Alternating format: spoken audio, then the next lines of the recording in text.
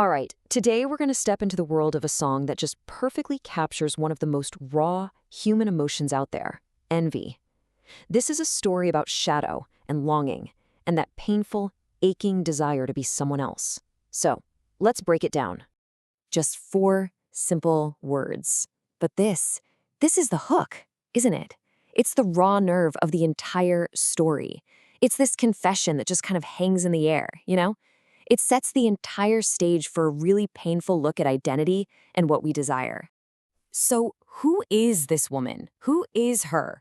Well, the song never actually gives us a name, but it paints this incredibly vivid picture, this portrait of a life that seems to be lived with absolute, perfect intention. It all starts with this tiny detail, but wow, it says so much. And look, this isn't really about the alcohol itself, right?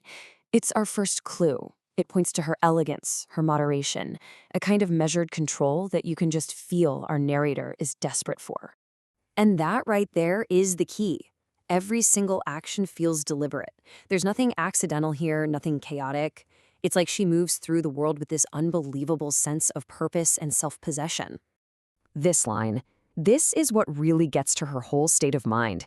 She seems to exist purely in the present moment. There's no baggage, no anxiety about what's coming next. It paints her as almost enlightened, totally free from the worries that trap, well, the rest of us. It's a massive part of this idealized image. Okay, but a person isn't just their habits. They're defined by their connections, by the world they build around them. And the song gives us this powerful glimpse into the life she lives, a world that seems to be built on real connection and truth.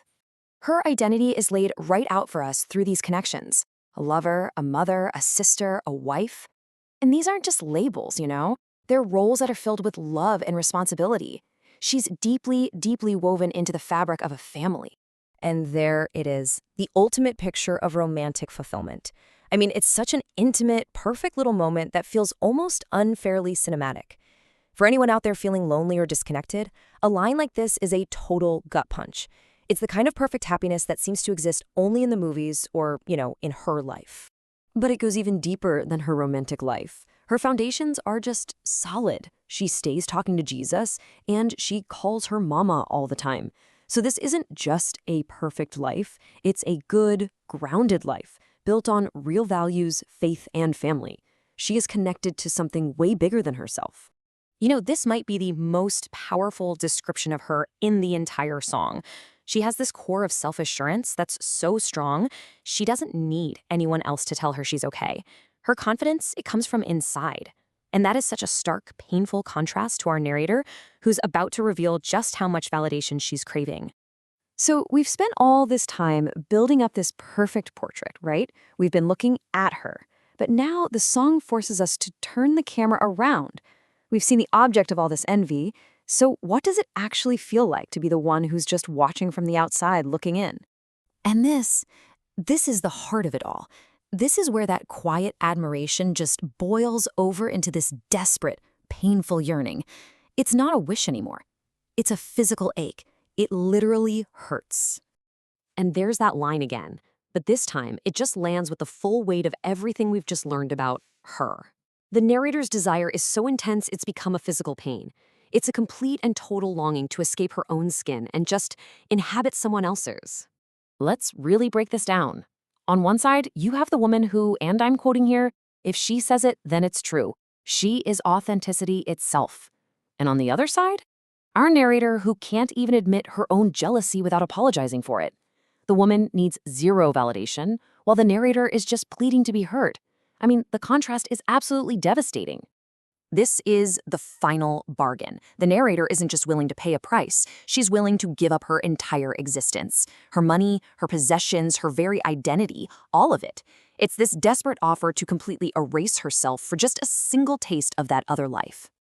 So where does all this leave us? I mean, this song tells such a powerful story. But now, let's pull the lens back a bit. Because this isn't just about a song. It's really a mirror. A mirror reflecting a feeling that is completely universal. So here's the clinical textbook definition. But the song is that feeling made real. It's that painful awareness brought to life. It gives us the full anatomy of envy, the resentment, the awareness, and that all-consuming desire. Ultimately, this whole thing isn't just about envy. It's about identity. The song is kind of like a cracked mirror, you know? It forces us to confront that gap between the person we are and the idealized version of someone we wish we could be. It's about the stories we tell ourselves about other people's seemingly perfect lives. And that brings us to the final question, the one that turns the lens back on us. The song is about a very specific her, but that feeling is universal. So who is it? Who is the person you look at and think, I just want to be them? This song holds up that mirror, and it asks us all to be honest about who we see staring back.